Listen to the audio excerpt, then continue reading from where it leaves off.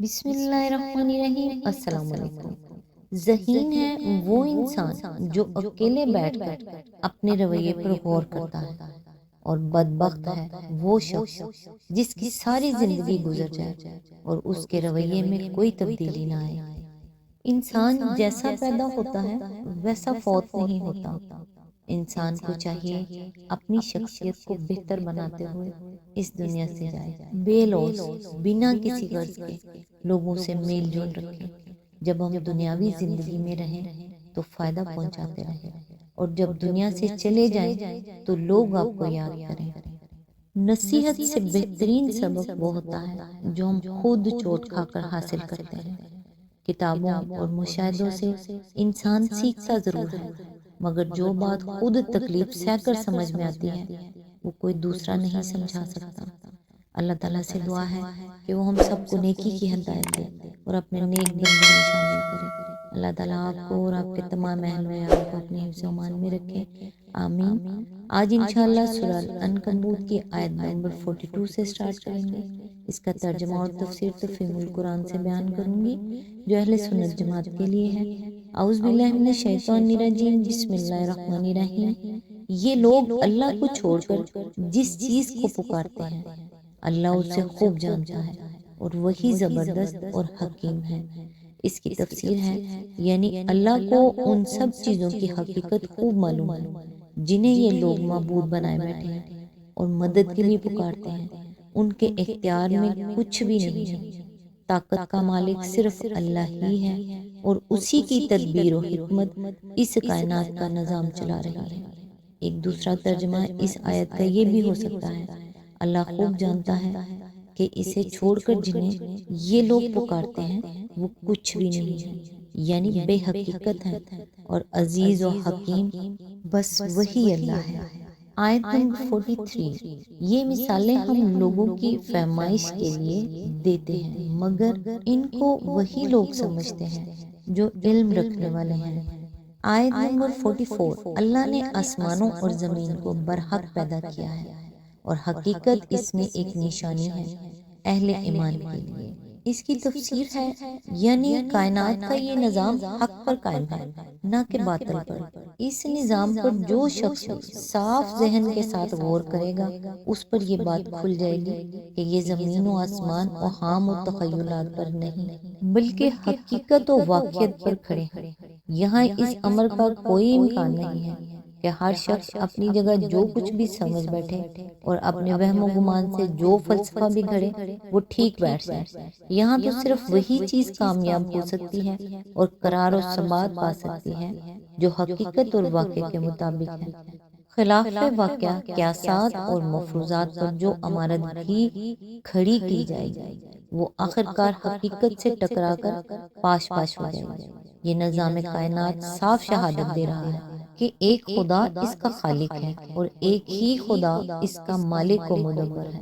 اس امر و واقعے کے خلاف اگر کوئی شخص اس مفروضے پر کام کرتا ہے کہ اس دنیا کا کوئی خدا نہیں ہے، یا یہ فرض کر کے چلتا ہے کہ اس کے بہت سے خدا ہیں جو نظر و نیاز کا مال کھا کر اپنے عقیدت مندوں کو یہاں سب کچھ کرنے کی آزادی اور بخیریت رہنے کی ضمانت دیتے ہیں، تو حقیقت اس کے ان مفروضات کی بدولت ذرہ برابر بھی تبدیل نہیں ہوگی، بلکہ وہ خود ہی کسی وقت ایک صدمہ عظیم سے دوچار ہوگا۔ آیت میں لفظ ہے نشانی ہے اہل ایمان کے لیے، یعنی زمین و آسمان کی تخلیق میں توحید کی صداقت اور شرک و دوہریت کے بطلان پر ایک صاف شہادت موجود ہے، مگر اس شہادت کو صرف وہی لوگ پاتے ہیں جو انبیاء علیہ السلام کے پیش کی ہوئی تعلیمات کو مانتے ہیں۔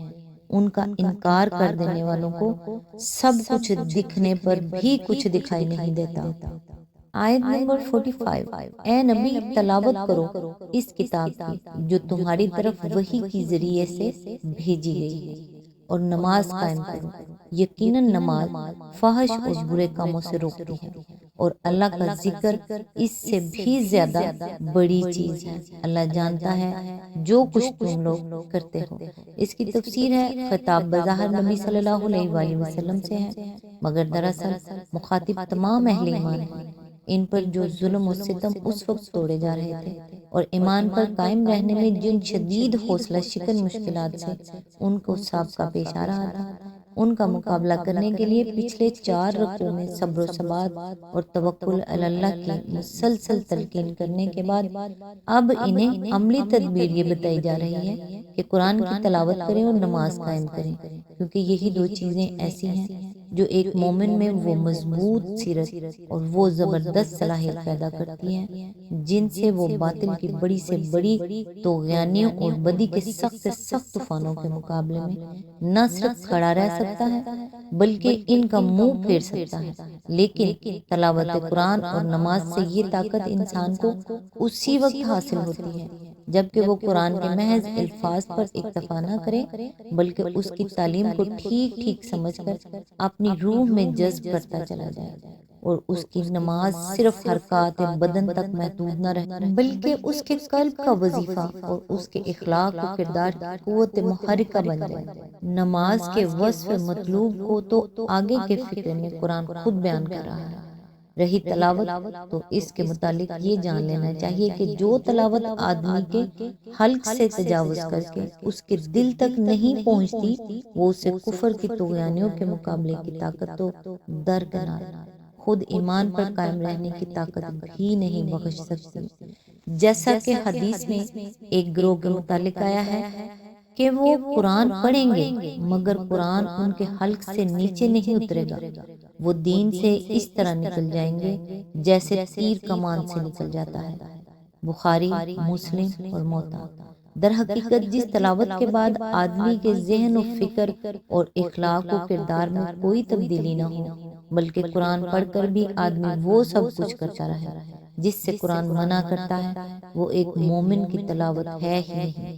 اس کے متعلق تو نبی صلی اللہ علیہ وآلہ وسلم صاف فرماتے ہیں کہ قرآن پر ایمان نہیں لایا وہ شخص جس نے اس کی حرام کی ہوئی چیزوں کو حلال کر لیا۔ ترمذی بروایت صہیب رومی۔ ایسی تلاوت آدمی کے نفس کی اصلاح کرنے اور اس کی روح کو تقویت دینے کے بجائے اس کو اپنے خدا کے مقابلے میں اور زیادہ ڈھیٹ اور اپنے ضمیر کے آگے اور زیادہ بے حیا بنا دیتی ہے اور اس کے اندر کریکٹر نام کی کوئی چیز باقی نہیں رہنے دیتی، کیونکہ جو شخص قرآن کو خدا کی کتاب مانے اور اسے پڑھ کر یہ معلوم بھی کرتا رہے کہ اس کے خدا نے اسے کیا ہدایت دی ہے اور پھر اس کی ہدایت کے خلاف ورزی کرتا چلا جائے، اس کا معاملہ تو اس مجرم کا سا ہے جو قانون سے ناواقف کی بنا پر نہیں بلکہ قانون سے خوب واقف ہونے کے بعد جرم کا ارتکاب کرتا ہے۔ اس پوزیشن کو سرکار رسالت مآب صلی اللہ علیہ وآلہ وسلم نے ایک مختصر سے فکرے میں بہترین طریقے پر یوں واضح فرمایا ہے کہ قرآن حجت ہے تیرے حق میں یا تیرے خلاف۔ مسلم، یعنی اگر تو قرآن کی ٹھیک ٹھیک پیروی کرتا ہے تو وہ تیرے حق میں حجت ہے، دنیا سے آخرت تک جہاں بھی تجھ سے باز پرس ہو تو اپنی صفائی میں قرآن کو پیش کر سکتا ہے کہ میں نے جو کچھ کیا ہے اس کتاب کے مطابق کیا ہے، تو نہ دنیا میں کوئی قاضی اسلام تجھے سزا دے سکے گا اور نہ آخرت میں داور محشر ہی کے ہاں اس پر تیری پکڑ ہوگی۔ لیکن اگر یہ کتاب تجھے پہنچ چکی ہو اور تو نے اسے پڑھ کر یہ معلوم کر لیا ہو کہ تیرا رب تجھ سے کیا چاہتا ہے، کس چیز کا تجھے حکم دیتا ہے اور کس چیز سے تجھے منع کرتا ہے، اور پھر تو اس کے خلاف رویہ اختیار کرے تو یہ کتاب تیرے خلاف حجت ہے، یہ تیرے خدا کی عدالت میں تیرے خلاف فوجداری کا مقدمہ اور زیادہ مضبوط کر دے گی۔ اس کے بعد ناواقفیت کا عذر پیش کر کے بچ جانا یا ہلکی سزا پانا تیرے لیے ممکن نہ رہے گا۔ اس آیت کی تفسیر کافی لمبی ہے، لہٰذا آج بس یہی تک، نیکسٹ انشاءاللہ جہاں سے سلسلہ ٹوٹ رہا ہے یہیں سے سٹارٹ کریں گے۔ تب تک کے لیے دعاؤں میں یاد رکھیے گا۔ اللہ حافظ۔